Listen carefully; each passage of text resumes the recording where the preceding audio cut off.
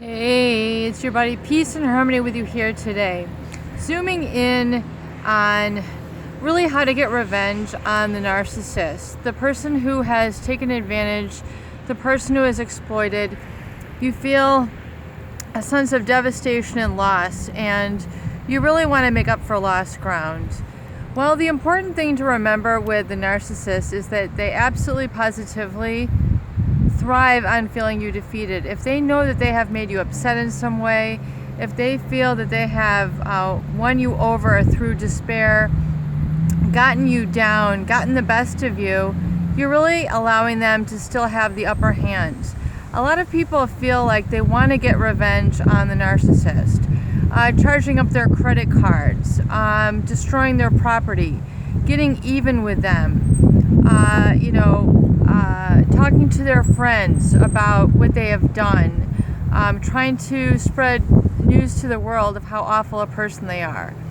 However, if you realize these tactics are in the long run, if you can look out a week, 2 weeks, 3 weeks, 4 weeks, 6 months, you'll realize that just getting the old-fashioned style of revenge, of get mad and get even, really doesn't work with a narcissist, and it doesn't serve you well either. Really, the really main way you can piss off a narcissist is act like you completely couldn't care less whether they are out of your life or not. Because they're going to be wondering always in the back of their mind if they are going to be able to hover you, if they're going to be able to approach you back for new sources of contact, new sources of supply. Chances are highly likely that they will still be continuing to think about you and attempt to recontact you. So more than ever, it's very important for you to be able to stand your ground, call it what it is, know exactly what type of this person is, so you've sized them up, you've been able to compartmentalize them and understand this is the type of person who has very little to no empathy. They have very little to no morality, and they're not integrity intact whole people, and I do not wish to associate with that. Knowing that to be the case, you've been able to identify and learn your lesson here and move on with dignity, knowing that you separate from that type of person. You separate yourself from the crowd or that sphere of influence that you were perhaps felt you were belonging with. You do not need to further idealize the narcissist. Oftentimes what holds people back in terms of their recovery is that they tend to idealize the narcissist, when in fact they're idealizing the wrong person.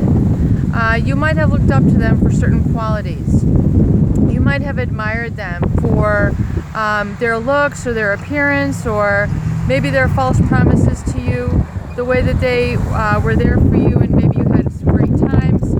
However, realize that this narcissist you had idealized is not the real narcissist. That was really, sadly and shockingly, a facade that they had put up just to really play people and get them as a kind of a seasonal source of supply, whatever resource you were providing to them. That's really all it was.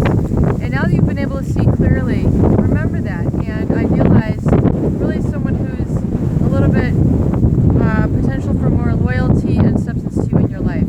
Peace and harmony with you here today. I hope these videos help. Please do share. Please subscribe for more great tools, videos, discussions, and support.